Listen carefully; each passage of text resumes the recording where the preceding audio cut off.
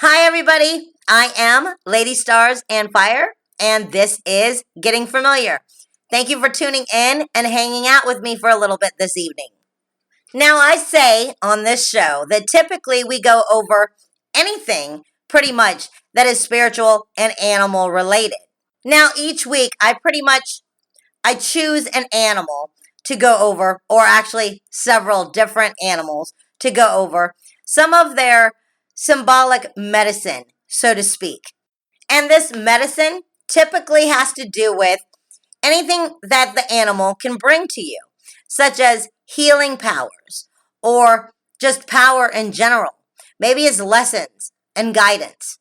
This would be that medicine that comes from that animal or those animals that I'm discussing. I'm giving you an idea of that help that they bring. Otherwise, simply called it's animal medicine. Along with almost each week, I pretty much discuss a little bit of are we getting this medicine, so to speak, through journeying, shamanic journeying, through meditation, or dreams, or is it because we are actually having those animals come into our physical life and actually giving us some form of direction in our life of some way? Because spirit can do anything to try to communicate with you, especially once you have awoken or you're conscious to the fact that you can actually communicate with spirit and receive guidance from it. Now, I know that I do it a lot. I remind people over and over again that in our physical world, in our physical reality, that an odd animal, is able to communicate with us and bring us a lesson, guidance, power, healing of some way. But that it's typically always an odd animal if it shows up in our physical reality, meaning it's not a pet and it's not an animal that you see pretty much any time that you are outside, such as maybe squirrels running up a tree. If you see squirrels often, this would not be the animal I'm talking about. And I do push that often because I've seen it happen in my life as well as many others, where synchronicity somehow just knows to place that odd animal there just long enough to give you the message that you need to help you out. Somehow, that is just how synchronicity and spirit works together. It's above my understanding. I can't actually go there. I can't explain it, but I do know it works. But today I want to go in a different direction. I want to concentrate more on the idea of the shamanic journey and our power animals, or the animals we receive within our shamanic journeys. How is it that they're helping us? Versus what kind of information we are getting in a meditation or even from dreams. How are these different?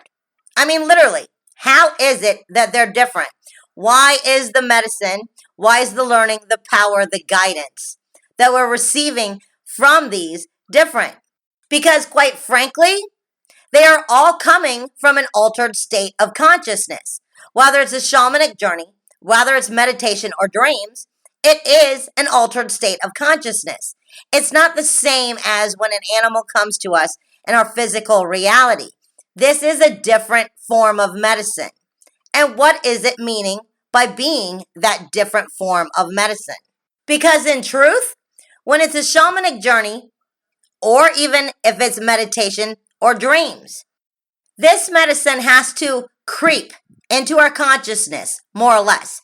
It takes us time to figure out sometimes what that medicine meant, but in a complete different way from being in physical reality. See, now often, the difference between meditation and what a shaman does in a journey is simple, yet often misunderstood. You see, often when one meditates, they may enter that meditative state of consciousness with a question.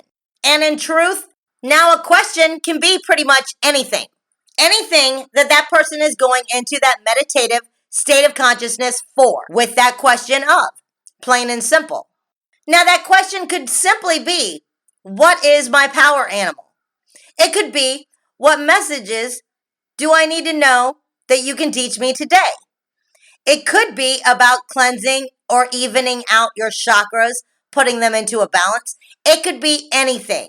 A meditative state of consciousness can be anything, even if it has a question, or if you don't and you're just meditating for the silence to see what the universe has to say. Because simply, sometimes we go into a meditative state of consciousness for that silence. We go there for our own silence of our own minds.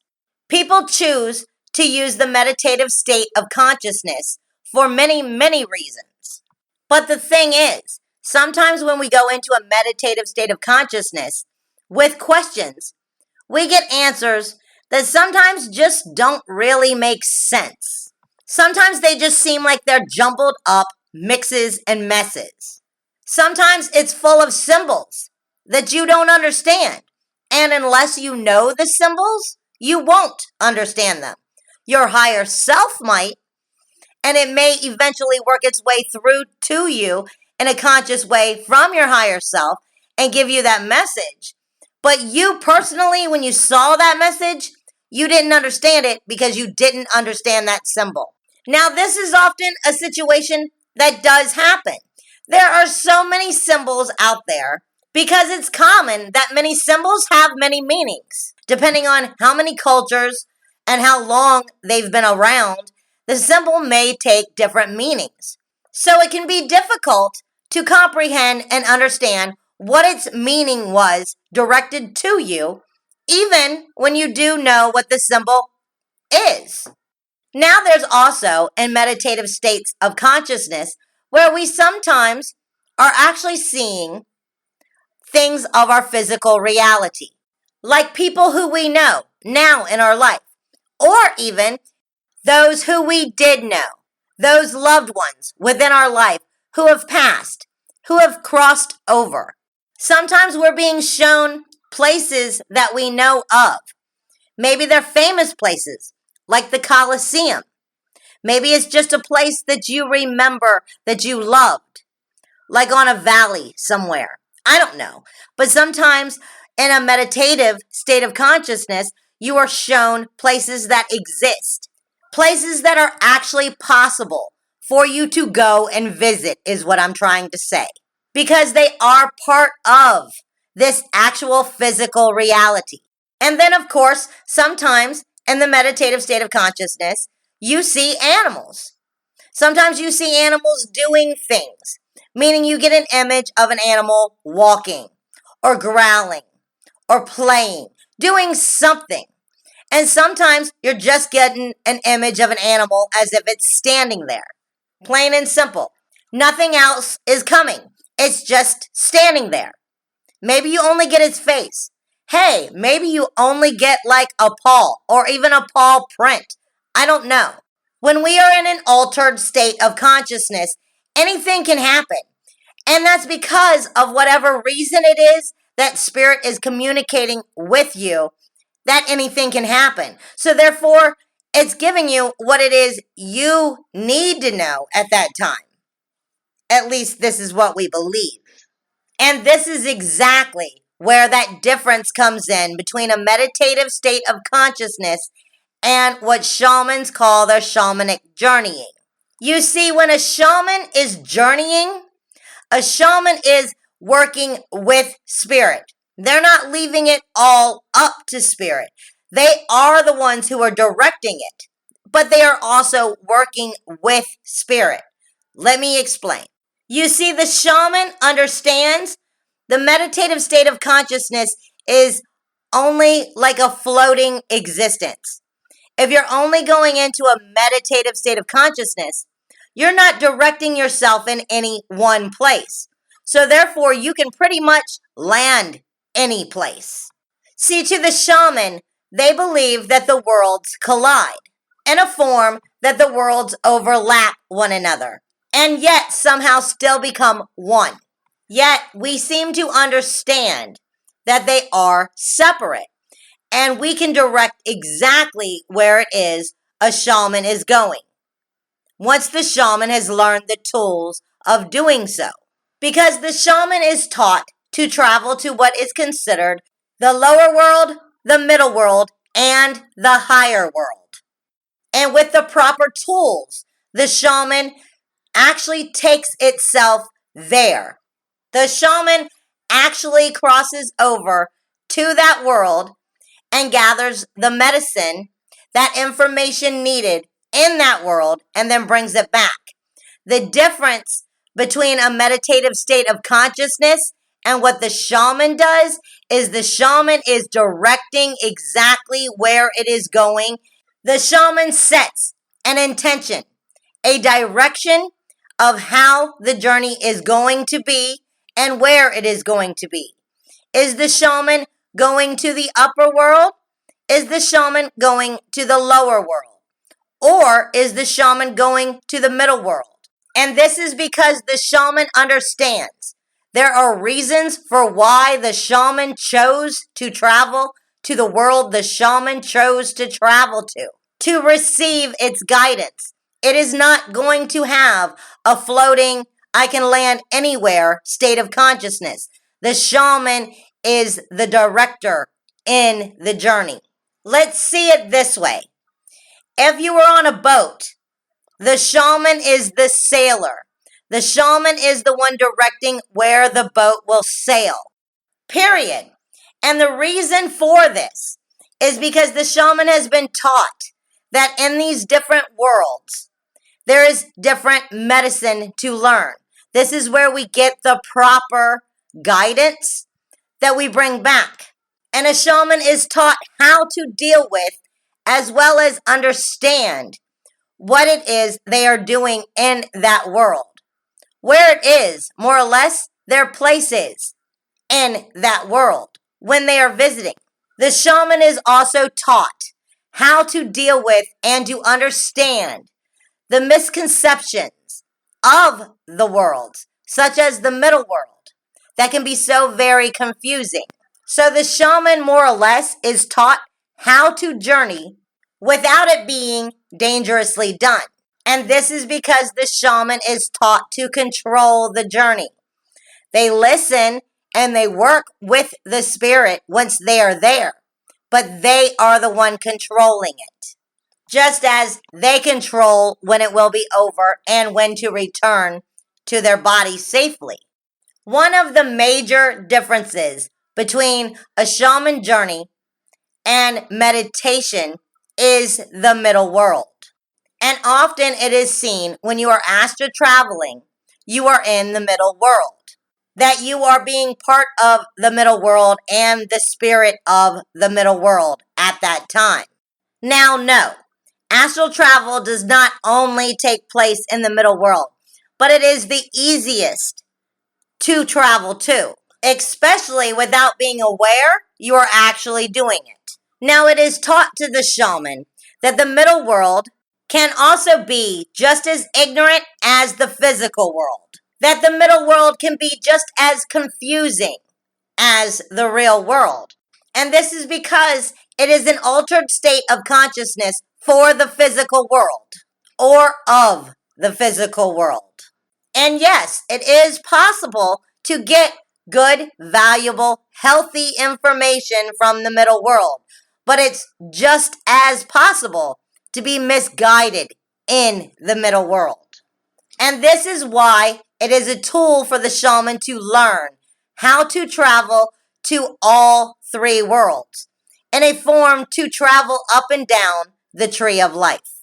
For the shaman is taught when and where and what world it is needed to go to for what information, and what information you want to stay away from in what worlds, simply so they are not becoming misguided within the information that they are getting. Now, this is a big part of the difference between purely just going into a meditative state of consciousness when you don't know how to control it versus the work being done by a shaman, as the shaman is directing its journey. Now, either way, whatever medicine, whatever knowledge is brought back from a meditation, from a meditative state of consciousness, or from a shaman's journey.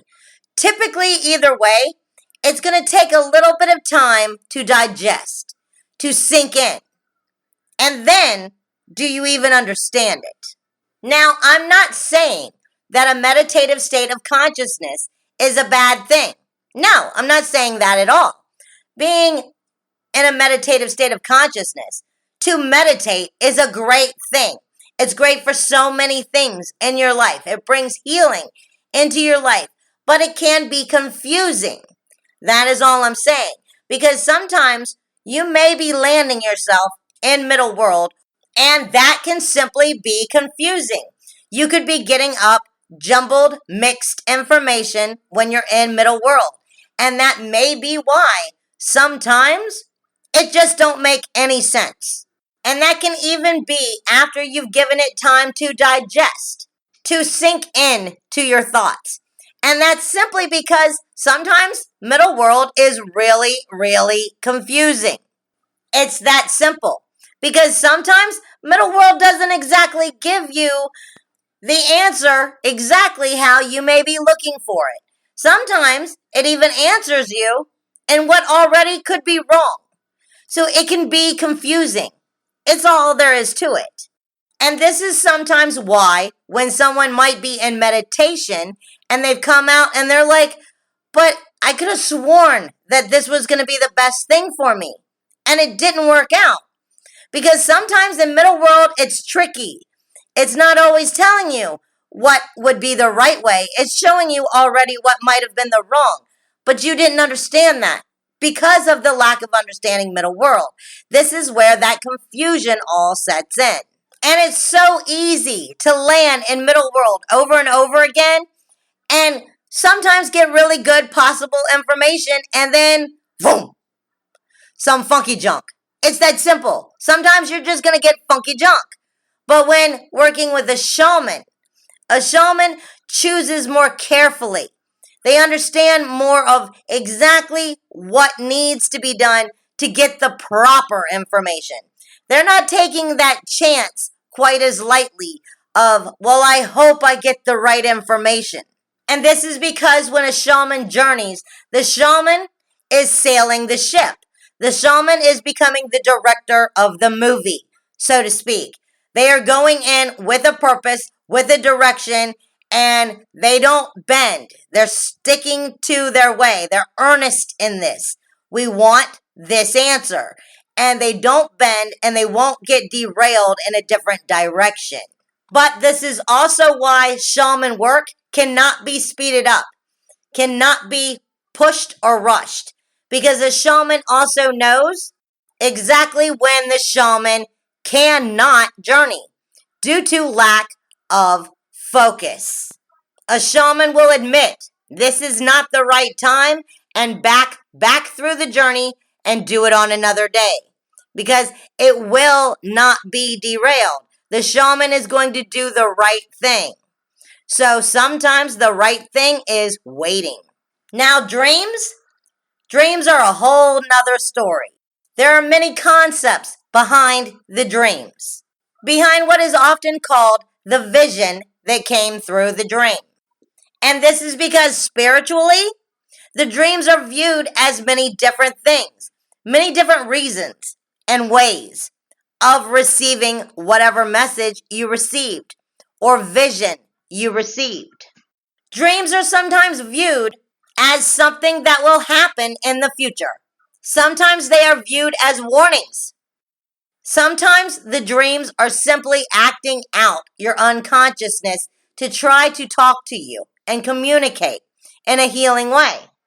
It is said that those who have passed, your loved ones, the dead, may communicate to you through dreams, that it is a more open-minded state because of you being unconscious that you're finally able to receive the message.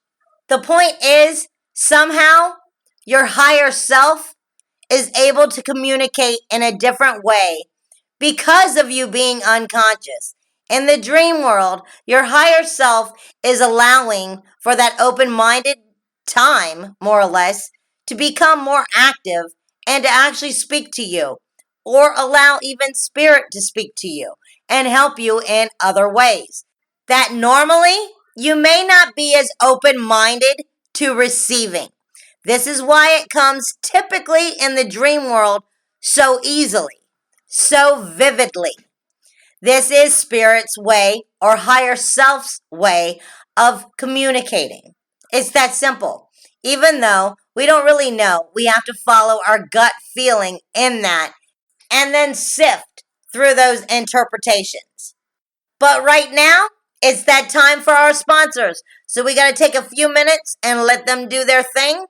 And we'll be right back after this.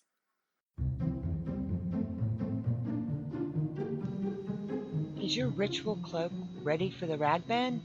Are your guest towels sad and worn? Is your tote bag begging to retire? Then you need Twitch's Stitches. Twitch's Stitches is a custom embroidery shop with a pagan flair.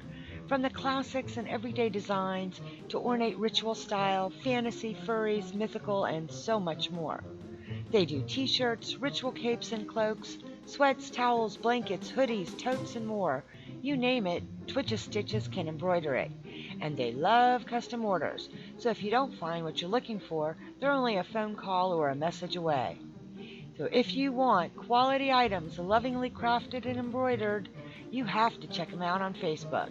And that's www.facebook.com/Twitches Stitches. That's TWITCHES STITCHES. However, we can't be held responsible when your friends and family try to swipe them, so tell them to get their own. Twitches Stitches, for the love of design.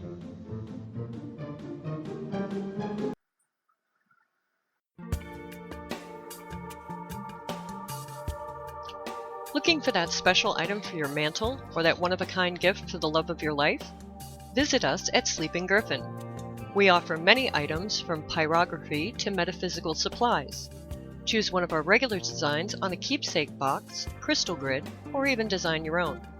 Need a little help with your practice? Choose from our selection of organic, hand-mixed binding salts. Come and see our Etsy shop at Sleeping Griffin or visit our website at sleepinggriffin.net, where spirituality and functionality come together.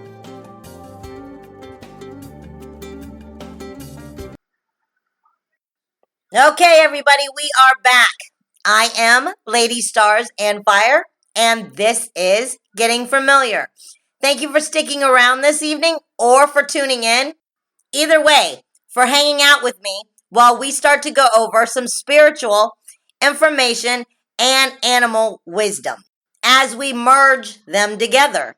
Now, before the break, we were discussing how meditation, the meditative state of consciousness, as well as the journeying that a shaman does, and our dream worlds are different, and therefore why we get different information from them, as well as how we typically have to digest that information, let it set in once we've received it, and see if we can even figure it out so we can interpret it into our lives. We can adopt it into our lives to learn that lesson, to receive that power or that healing. And often the digestion period can be difficult. It can be hard. I'm sorry, us as human beings, we're not always good at being patient. And that's because we as human beings, once we get a piece of information, we think we understand it, we think we get it, and we've interpreted it correctly, and therefore we know what it means. But often, as we sit there and let it digest, we realize we weren't always exactly right as to what that meaning was. But admitting that is half the battle. See, for me personally, I'm all about the animals. And I'm all about spiritual symbols. So, in meditation or journeying, even in dreams, often I receive my information through animals, through symbols. And just like anybody else, all too often I'm easy to jump to the fact that I already know what they have to say. I'm like, I know what that symbol means. I know what that animal's medicine is. And I jump to the conclusion, and I assume that I know what is being told to me. But all too often I find out, aw, darn, I was wrong. Hey, I admit it, I am cocky. I don't mean to think that I know it all. I really don't. And I know I don't know it all. I know I have to be taught and given information and guidance, but I'm stubborn that way. But at least I admit it, and that's half of the battle. I'm starting to learn to shut my mouth and actually listen. Because half of the time, when an animal comes to you in any form, just because you know its medicine, you know its power, you know its knowledge, and about its guidance, as well as how to incorporate some of its healing messages, don't mean that you know anything about what it's trying to tell you at that time. Working with spirit is all about heart, not about your brain or your brain's knowledge. It's all about listening from the heart. Because sure, if we know what the animal's medicine is, we know that information, then it is helpful. But we have to take a deeper look at what's going on when the animal shows up. Doesn't matter if it's in a dream, if it's in a journey, or if it's in meditation, as it is still coming to us in an altered state of consciousness. So therefore, whatever it is that animal is doing at that time has a great significance to the information, the medicine that it is bringing to you at that time. Now, animals can be doing many of things, for animals have their own lives. Sometimes we do see them running or jumping or playing. Hey, maybe it's a bird and it's flying. I don't know. But we also see them in other situations. We see them digging. We see them in fearful situations. We see them hiding. This is all great information that we need to pay attention to when an animal shows up. For everything about that animal, even its face, what its face looks like at that time, may have a meaning. Because sometimes they are acting out what you need to see so that you can understand how to move forward through their medicine. Sometimes they're showing you what it is you're lacking, but that they have to offer you. That can be helpful and useful to you if we learn how to listen with our heart. I personally often look at the animals as like little animal angels. They're to help us understand.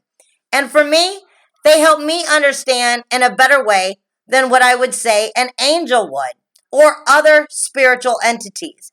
Because I can understand an animal. I can watch an animal. I can learn from an animal because they're here in this world with us in the physical world. I can learn about them. I can physically see them. I can't necessarily get that same kind of learning from a different spiritual entity. And rather it is that I am getting the information from an animal, even if it's in a dream world, even if it's in a shamanic journey or in a meditative state of consciousness. If it's still an animal that I can identify, I can come back, learn about its medicine, and learn about the animal itself to understand it. I can't necessarily go anywhere else and get 100% proof of information about a spiritual entity. This is why I love to use animals, because even if they're coming from the spiritual world, they've existed here. So they're easier for us to simply pick up a connection with.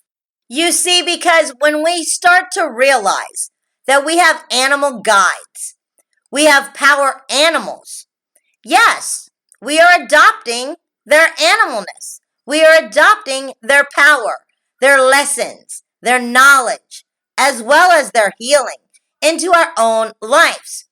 We're honoring them. We're accepting them as a part of us. But sometimes we only receive a lesson. Just like one lesson from them, and that's it. And they're gone. They're not really meant to stick around. Sometimes they only bring us the one piece of information. But then there are the ones that are your power animals, your actual guides. They stick with you for longer periods. Now, some people are very good at picking up exactly who and what is their guides, who and what are their power animals. And some have no clue. They can't figure it out. They have a harder time with this. Some will meditate and try to find them. Some will meditate with specific stones that are good or known for helping them find their animals. Some will also turn to shaman journeying for a shaman to reconnect them with their animal, to locate their animal and actually retrieve the animal and bring it back to them. And then there are those who believe because they've had the animals show up in their life over and over again that they are connected with the animal that way. Now, who am I to say what is right or what is wrong? What it is that you believe is right for you? Who am I to say that? For some people believe that just knowing what their animal is the connection. And then there are those who really know and feel the connection. They feel it within them. And then there is also what is considered the retrieval of the animal spirit from the journeying of a shaman. But these are all completely different connections with your animals.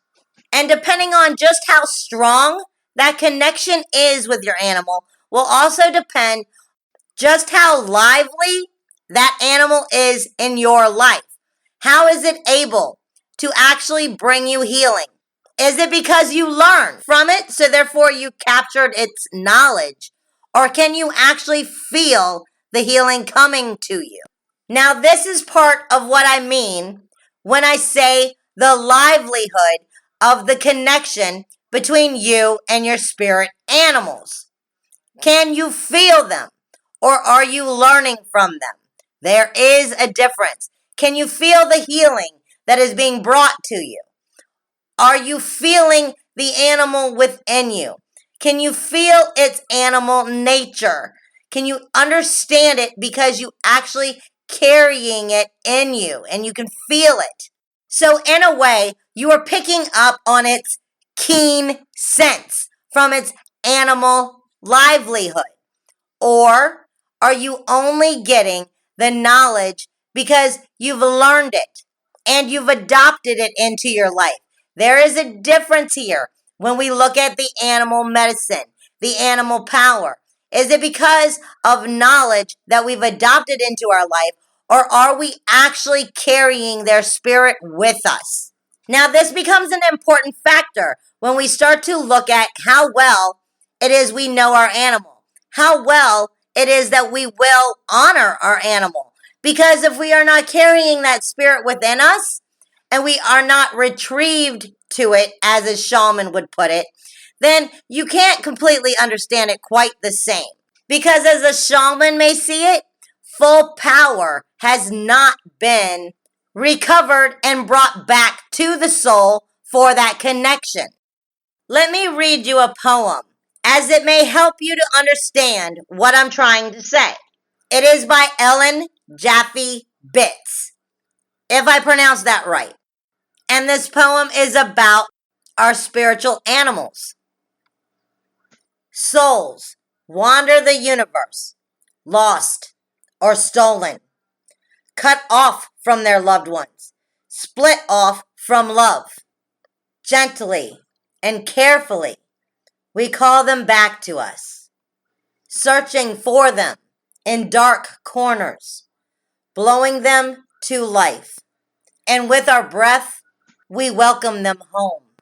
You see, for a shaman doing a retrieval, that is exactly it. They are bringing that animal back home to its very loved ones, to where it belongs, before it became lost or forgotten. It's restoring it, its healing, its power, its love, its guidance, its very essence, back to the person that it belongs with, to its home. neither one to feel abandoned or left alone anymore. For after being restored, it's back home where it belongs. So therefore, in a form, the two become one again. The essence intertwines together. Yes, there is a major difference between knowing of knowledge, incorporating it into your life, and feeling the essence of the animal with you. And this in itself makes all the difference in that connection. This itself makes all the difference in the power received from that animal. Are you receiving its healing, its power, or just its knowledge? Because rather the animal is actually restored to you or not, yes, you can still receive healing because you have learned that knowledge, because you have adopted it and incorporated it into your life. Its guidance, its lessons, its understanding of its power, as well as how it heals itself. By adopting it and adapting it into your life, you are, in a sense, getting its medicine, just not as strongly as you would if it was actually restored to you. Now, how do you know when an animal has been restored to you? That is key. You see, a shaman is trained to understand when we go to retrieve an animal spirit for someone else, or for ourselves even, that we must first see that animal 3 to 4 times. It must appear to us 3 to 4 times, period. And now those 3 to 4 times, it may appear in different ways. It may not show itself the same way all 4 times. However, we will not retrieve an animal for someone else or ourselves if it has not shown itself to us 3 to 4 times in some different way. It must show itself. And then the shaman takes it into themselves. It picks it up carefully and scoops it into themselves, and then brings it back to whoever it is retrieving it for. Unless, of course, it is for themselves. Now, this is seen as a sacred act, a sacred retrieval, bringing the animal home. Because once the animal has been recovered, the shaman has actually done the retrieval. The animal is able to actually start helping bring healing to the human being. So now I'm going to explain some of those healings that are typically brought back with the animal that start to happen once that recovery has been made, along with the fact you also start to receive that animal's medicine. People tend to start to notice a reduction in tension, stress, and anxiety. They start to realize, to sense a stronger connection with their selves as well as others. They find it easier to start to release negative feelings, blockages, and even traumas. They start to produce a deeper self-awareness. They seem to experience a more natural order or rhythm to life itself. They start to experience a larger brain supporting energy, retraining themselves. That chronic pain helps to be more controlled. Problem solving seems to become easier. They start to find their creativity deepening within their self-expression. They also seem to find themselves developing a more regular spiritual practice, a healing of childhood wounds and traumas. They start to find themselves developing a sense of their own personal power, integrity, and authenticity, a stronger connection of spiritual guidance and support, developing of a personal relationship with nature itself and the environment we live in, and cultivating a sense of your own place and purpose within your life. Personally, I have found during retrievals, though, They also may sense other energy. That after a retrieval has been made, yes, all of these healings that I just spoke of do start to come into your life, do start to work within your being. You start to find yourself in a more healthy balance overall, emotionally, mentally, spiritually, as well as physically.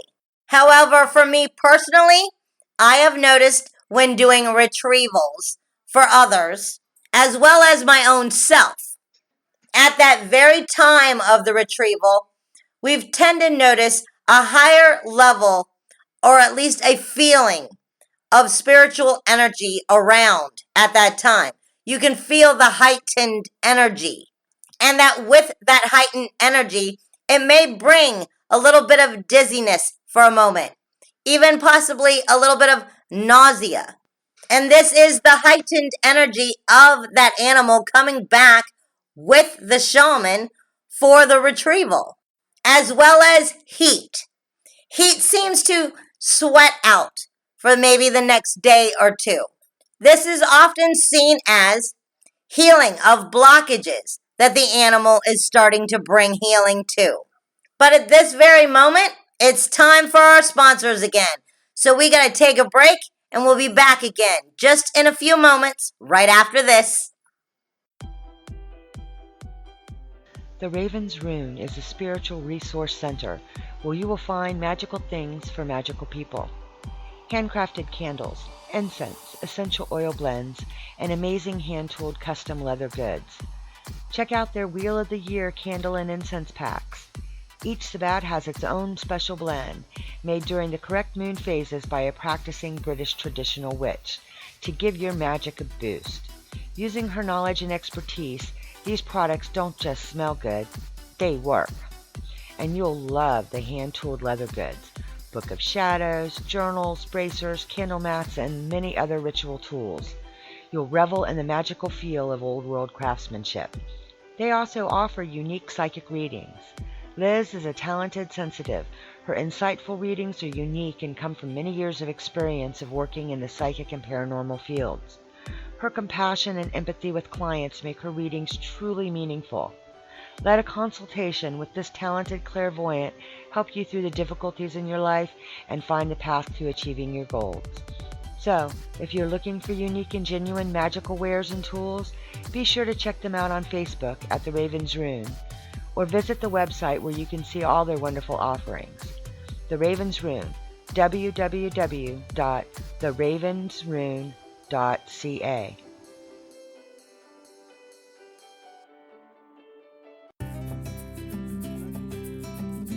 Don't let our name fool you. Candles by Stevie is more than just a wonderful candle shop. We're a family-owned and operated pagan business that is driven to provide our customers with top-shelf goods and services while providing personalized service that the big box stores and most online retailers just can't compete with. While most know us for our unique handcrafted ritual and our bleeding skull candles, we also carry magical herbs, teas, healing stones, oils, book, handcrafted jewelry, and so much more. Candles by Stevie makes handcrafted image candles, including a variety of god and goddesses, eggs, and even unique phallus candles, 4 sizes of skull candles, and our pillars start out with votives all the way up to a whopping 4-pound candle. If you don't see what you're looking for, or you would simply like a one-of-a-kind candle, please ask.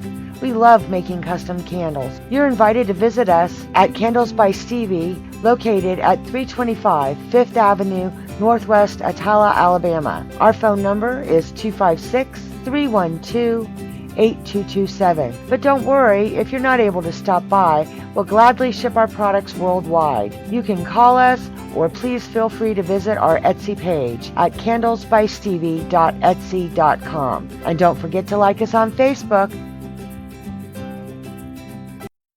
Okay, everybody, we are back. I am Lady Stars and Fire, and this is Getting Familiar. Thank you for hanging out with me this evening as we've been going over spiritual information such as meditation, shamanic journeying, dreams, and how is that we realize when we have our power animals. our animal guides in our life? Are we actually connected to them, or are we learning knowledge from them? Because there is truly a difference between only learning from them and actually being connected to them. But now, because we're almost at the end of the hour, I'm going to choose an animal and discuss its animal power. And one of the favorites among many is the wolf. Now, typically, the wolf is very well known for its animal medicine. But either way, I'm still going to go over it with you tonight. And we're going to start off with some of those symbolic traits for that magical and well-loved creature known as the wolf. Because its traits speak to us of spirit itself, of strength, of being friendly and sociable, but also of royalty, intelligent, balanced, and flexible, establishment of harmony and order in one's life, teaching us freedoms of being able to move in between the realms, or of insights and of attachments, being of ritualistic within its nature. This applies to all things in life, as we all have our ritual, new paths or journeys, as well as our own wild spirit. Now, you see, one of the reasons the wolf is so well known, so well loved and cherished, is because it's said the wolf leads you to your greatest of power, to that very power that was always within you, that you didn't seem to know somehow. The wolf helps you find it, point it out, and show you, as well as simply make you aware of it. You see, the wolf is seen as a shapeshifter, that he somehow adapts to the energies within the forest, and that naturally the wolf is a pathfinder. Because for some reason, somehow, no matter how deep and dark into the forest the wolf seems to go, the wolf still seems to always know the way. The wolf is somehow unlosable. Even when you yourself feel lost, the wolf is not. And for this reason, this is one of those reasons why we feel wolf is such a pleasure to work with. Because quite simply, it seems like the wolf guides you at these times. Because he protects you while you're on your journey and finding of your path. This in part is how the wolf helps to teach you to remember or gain within yourself your wisdom, your experience, your confidence, and that inner insight that already does live within inside of you. Even if maybe you forgot, the wolf did not. So therefore, the wolf is bringing it back to you. The wolf bonds with you. It makes you one of the pack, family. So therefore, it protects family. And it also teaches family how to deal with as well as overcoming fear. Because, like I said, the wolf seems to know exactly where it's going, no matter how deep and dark into the forest it has gone, alone or with the pack. You see, the wolf has already conquered its fears. This allows it to walk through that forest with supreme confidence. And this, in part, is part of that medicine that the wolf brings. So the wolf does not only bring us extremely powerful self-esteem, but confidence as well, self-reliance, endurance, and lends us its keen intelligence. And we find within this strength that we learn from the wolf, we have freedom as well as we can have companionship and the freedom within that relationship. And this is because the wolf is a great teacher. And this is because the wolf is loyal, it's kind, and it's loving. Now, within a wolf family, there is order within the pack. and each one shows tremendous discipline. For when they hunt, they all seem to move together. Yet at the same time, it seems that they enjoy playing together as well as with their young pups. You see, all wolves within the pack guard and protect their family. And that very keen intuition of the wolves is able to sense the unseen. They have a deep awareness as well as perception of all that seems to be around them. And in this very message from the wolves, they are teaching you how to see past what it is you normally see. See into the unseen. In part, to be aware of others with a larger awareness and perception. So you know what it is that's best for you, as well as what's best to avoid. However, not all wolves live in a pack. There are the lone wolves, and they are the embodiment of the wild spirit surviving on its own. For the lone wolf by himself is just as powerful, just as important, full of medicine as is a pack of wolves. For the lone wolf has learned many things about itself that it has to offer you in teachings. For he is magical within his spiritual essence, strong enough to stand on its own, but still seeking of a mate. For this often is when a wolf is on its greatest hunt, for the hunt of its family, of its mate, and to grow a new family. And the wolf has within them the endurance to keep going until the goal is done. So from within them, they have learned to understand the balance of freedom and the need of others.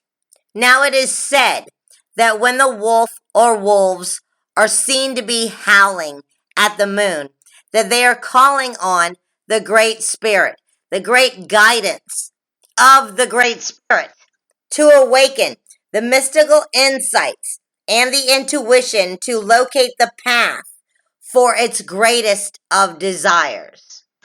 Now, when we look to the moon in mystery as to what it is we should be doing with our life, we truly are doing the same thing, just without the howl. However, it is also said that the wolf's howl also is to say to the land, "This is my territory." But I think the howl goes much deeper than just that, because it has been studied that when wolves live in a pack and they do lose one of their members, that howl seems to change, more like into a mourning, a grieving, if you will. It is the emotional let go and cry for those who they loved and they have lost. The howl also has something to do simply with emotional release, respect, and also honor. They are more like us than we realize. It is said that if you have a wolf come to you in your dream, it is a symbolization of one of the following: solitude, survival, beauty, mystery, self-confidence, or pride. That the wolf may be asking you, are you able to keep your composure within a variety of social circumstances? Are you able to blend them with grace?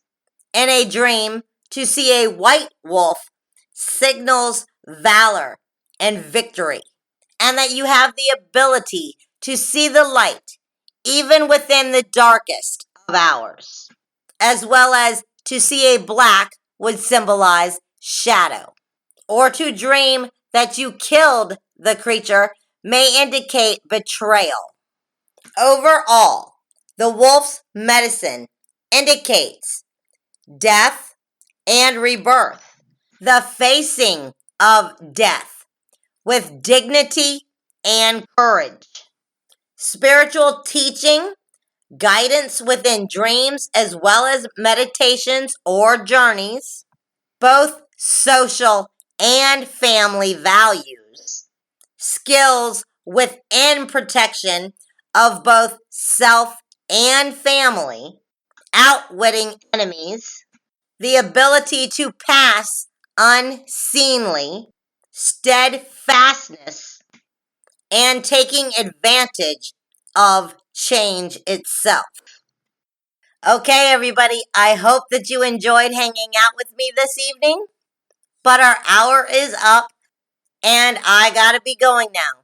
So from now to then, take care of you and use you wisely. Hugs and kisses in the wind, everybody. And thank you again. This is Getting Familiar, and I am Lady Stars and Fire. See you next week.